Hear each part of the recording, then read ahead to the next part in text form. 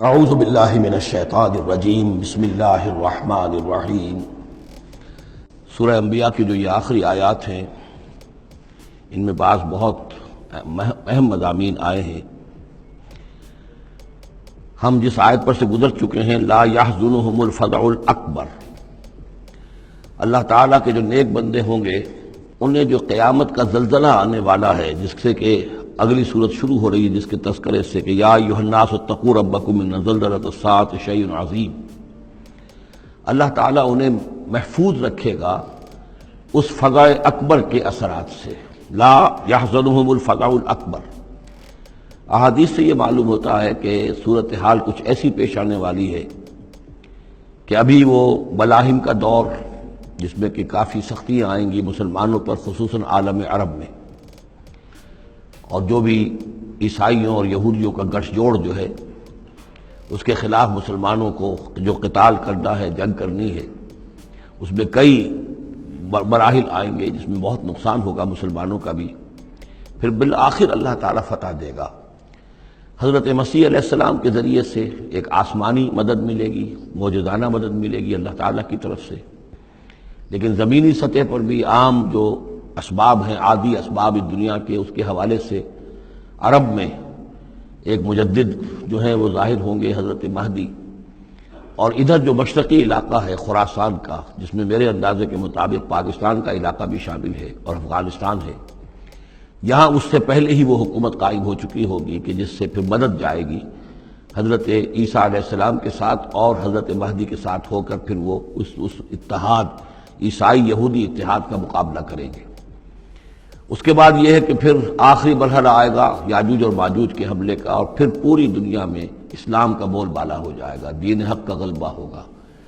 اور مختلف روایات میں مختلف اس کی مقدار آئی ہے، 40 برس تک بھی، کہ پوری دنیا میں اللہ کے دین کا غلبہ ہوگا۔ خلافت علی منہاج النبوہ، جس کی کہ خبریں ہیں حدیث کے اندر کہ 5واں دور وہ آنا ہے ابھی حضور صلی اللہ علیہ وسلم کے زمانے سے لے کر، پہلا دور دور نبوت، پھر دور خلافت علی منہاج النبوہ،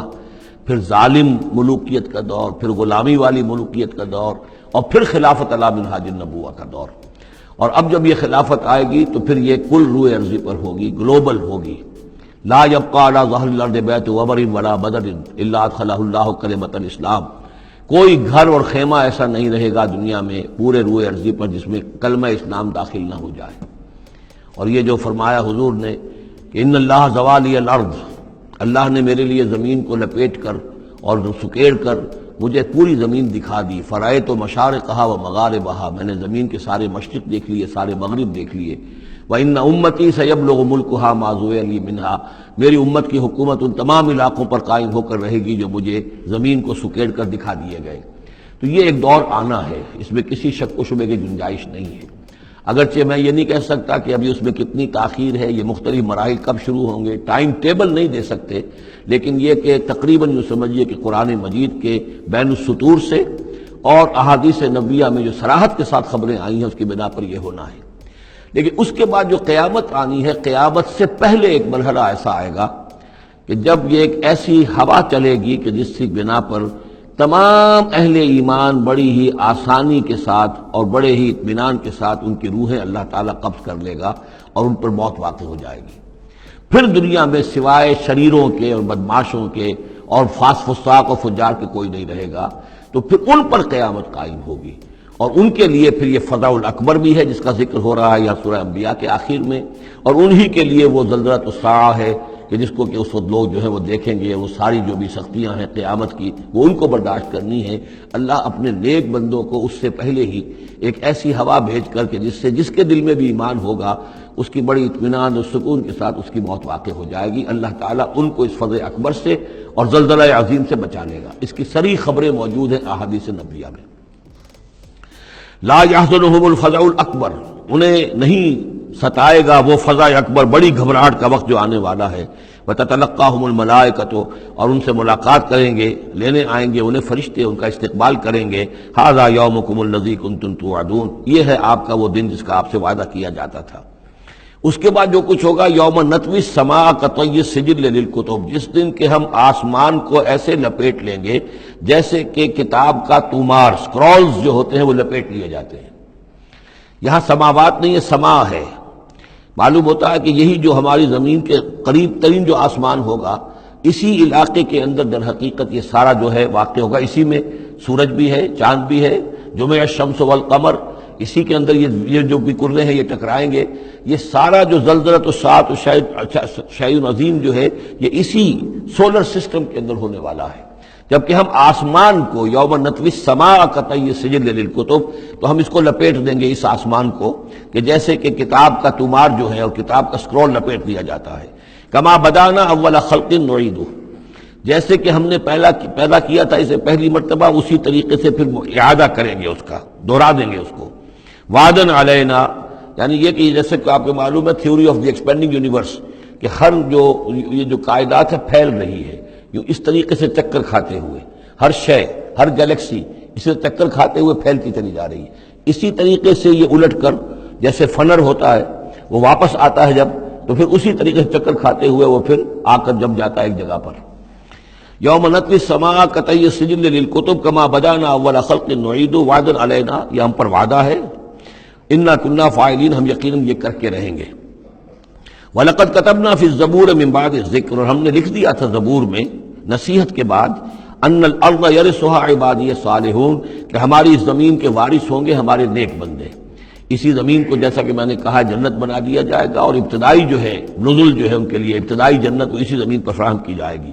یہ زمین جو ہے اس کے وارث ہوں گے ہمارے نیک بندے۔ اس میں دونوں اشارے ہو سکتے ہیں، قیامت سے قبل اللہ کے نیک بندوں کی حکومت پوری زمین پر قائم ہو جائے گی، تو زمین کے وارث ہو جائیں گے اللہ کے نیک بندے۔ اور دوسرے یہ کہ آخرت کی زمین مراد ہو تو ظاہر بات ہے اس جنت کے تو ظاہر بات ہے وارث اللہ کے نیک بندے ہیں ہی۔ دونوں امکانات اس آیت میں موجود ہیں۔ ان فی ھذا لبلاغا لقوم عابدین، یقیناً اس میں پہنچا دینا ہے، بات کو پہنچا دینا ہے ان لوگوں کے لیے کہ جو اللہ کے بندے ہیں، اللہ کی بندگی کرنا چاہتے ہیں، اللہ کی عبادت پر کاربند رہنا چاہتے ہیں۔ وما ارسلناک الا رحمتا للعالمین، اور نبی ہم نے نہیں بھیجا ہے آپ کو مگر تمام جہان والوں کے لیے رحمت بنا کر۔ آپ صرف عرب کے لیے نہیں بھیجے گئے تھے، اگر عرب کے لیے بھیجے گئے ہوتے تو آپ کا جو مقصد بعثت تھا وہ مکمل ہو گیا، وہ تو جزیرہ نما عرب میں دین کا بول بالا ہو گیا۔ هو الذی ارسل رسولہ بالہدی ودین الحق لیظہرہ علی الدین کلہ، تو وہ تو ہو گیا، جزیرہ نما عرب کے اندر اللہ کا دین جو ہے اس کا بول بالا ہو گیا تھا۔ آپ بھیجے گئے تمام جہان والوں کے لیے، لہذا آپ کے بعثت کا مقصد اسی وقت مکمل ہوگا جب کل روئے ارضی پر آپ کا لایا ہوا دین غالب ہو جائے، تب جا کر، جس کو اقبال نے کہا ہے کہ وقت فرصت ہے کہاں، کام ابھی باقی ہے، نور توحید کا اتمام ابھی باقی ہے۔ تو وہ اتمام جو ہے ایک اعتبار سے تو ہو گیا تھا، جزیرہ نما عرب کی حد تک اتمام ہو گیا، لیکن یہ کہ دنیا جو ہے تو بہت بڑی تھی، نوع انسانی جو ہے بڑی جو ہے اس تک ابھی دین کو پھیلانا تھا، پہنچانا تھا۔ دور خلافت راشدہ میں وہ سلسلہ شروع ہوا ہی تھا، لیکن اس کے بعد ایک سازش کے نتیجے میں عبداللہ ابن سبا نے جو سازش کی یہودی نے اور مسلمانوں کو آپس میں لڑا دیا، ایک فتنۃ الکبریٰ پیدا ہوا جس کے نتیجے میں حضرت عثمان شہید کیے گئے، پھر باہمی خانہ جنگی ہوئی، 1,00,000 مسلمان ایک دوسرے کی تلواروں اور نیزوں سے ختم ہو گئے، تو وہ پروسیس وہیں رک گیا۔ اس کے بعد سے تو ہم اس کے واپس آئے ہیں، وہ دین کا جو غلبہ تھا وہ دین سے ہم پیچھے ہٹے ہیں، پسپائی ہوئی ہے۔ لیکن یہ کہ دنیا ختم نہیں ہو سکتی جب تک کہ محمد رسول اللہ صلی اللہ علیہ وسلم کا مقصد بعثت بتمام و کمال پورا نہ ہو، اور مقصد بعثت آپ کا ہے اظہار دین الحق، اللہ کے دین کا غلبہ، اور یہ اللہ کے دین کا غلبہ کیونکہ آپ پوری نوع انسانی کے لیے بھیجے گئے ہیں، لہذا کل عالم انسانی پر اس کا ہونا لازم ہے۔ یہ گویا کہ صغرا کبرا قرآن سے ثابت ہے، لیکن اس کی صراحت کے ساتھ خبریں احادیث میں ہیں۔ وما ارسلناک الا رحمتا للعالمین قل انما یوحی الی انما الہکم الہ واحد، اے نبی ان سے کہہ دیجئے یہ بات میری طرف وحی کی جا رہی ہے کہ تمہارا الہ بس ایک ہی الہ ہے، فہل انتم مسلمون، تو اب تم اس کی فرما برداری اختیار کرتے ہو یا نہیں؟ فإن تولوا، پھر اے نبی اگر یہ منہ موڑ لیں، پیٹھ دکھا دیں، فقل آذنتکم علی سواء، تو کہہ دیجئے میں نے تمہارے کان کھول دیے ہیں، میں نے اللہ کا پیغام تمہیں کھلم کھلا ڈنکے کی چوٹ پہنچا دیا ہے ہر ایک کے لیے۔ اب تمہارے سرداروں کو بھی میں نے بات سمجھا دی ہے، عوام کے سامنے بھی پیش کر دیا ہے، سب کے لیے برابر، کوئی طبقہ ایسا نہیں رہا ہے اس تمہارے معاشرے کا جس کے سامنے کہ میری دعوت نہ پہنچ چکی ہو۔ اب آذنتکم علی سواء، سب کو یکساں میں نے سنا دیا، پہنچا دیا، اللہ کی تبلیغ کا حق ادا کر دیا۔ ان ادری اقریب ام بعید ما توعدون، یہ میں نہیں جانتا کہ جس چیز کا تم سے وعدہ کیا جا رہا ہے، جس چیز کی دھمکی دی جا رہی ہے، جو عذاب آنے والا ہے، وہ قریب ہے یا دور ہے؟ ٹائم ٹیبل میں نہیں دے سکتا، لیکن یہ کہ تمہارے اوپر جو بھی تمہارے کرتوتوں کے نتائج ہیں وہ بالآخر وہ تمہارے اوپر تمہاری شامت اعمال بن کر آئیں گے۔ وَإِنْ أَدْرِي أَقَرِيبٌ أَمْ بَعِيدٌ مَا تُوعَدُونَ، وہ قریب ہے یا دور ہے یہ میں نہیں کہہ سکتا۔ یہی جیسا کہ میں عرض کر رہا ہوں کہ یہ تمام جو سلسلہ ہے کہ جو احادیث نبویہ اور قرآن مجید، اور نہ صرف یہ کہ احادیث نبویہ بلکہ سابقہ جو کتابیں ہیں، آخر وہ بھی کتابیں تھیں اللہ کی، ان میں تحریف تو ہوئی ہے لیکن پھر بھی حق بات بھی موجود ہے، اس میں بھی جو پیشن گوئیاں موجود ہیں۔ چنانچہ آپ دیکھتے ہیں کہ اس وقت دنیا میں ہر اعتبار سے یہ جو چند سال اب رہ گئے ہیں اس صدی کے، 1999 اور 1998 بھی اس میں شامل ہے، پھر یہ کہ اس صدی کے اختتام پر اور پھر اگلی صدی کے شروع ہونے کے بارے میں نوسٹریڈیمس کی پیشن گوئیاں، شاہ ولی کی پیشن گوئیاں، پچھلے دنوں تو اخبارات میں آیا کہ گاندھی جی کی بھی کوئی پیشن گوئیاں برآمد ہوئی ہیں جو بھی اسی عرصے کے لیے تھی، شاید وہ بھی کہیں کوئی سنیاسی سے کچھ انہوں نے سنا ہو، وہ کوئی ان کی کوئی ایک وہ جو ہے ڈائری برآمد ہوئی ہے، جنگ میں خبر سنی تھی، شائع ہوئی تھی۔ وائن برگر جو ہے جو رہا ہے پچھلی حکومت کے اندر بڑا اہم، اس کی یہ پیشن گوئیاں ہیں۔ تو یہ سارا جو ہے، اور جو بائبل کی آخری کتاب ہے بک آف ریولیشن، حضرت یوحنا، حضرت یحییٰ جو حضرت مسیح کے حوارین میں سے تھے، ایک یوحنا تو وہ جو نبی تھے، یحییٰ وہ تو نبی تھے، جان دی بیپٹسٹ، ایک یہ جان ہیں جو حواری ہیں جن کے کہ وہ مکاشفات ہیں کہ جو آخری کتاب ہے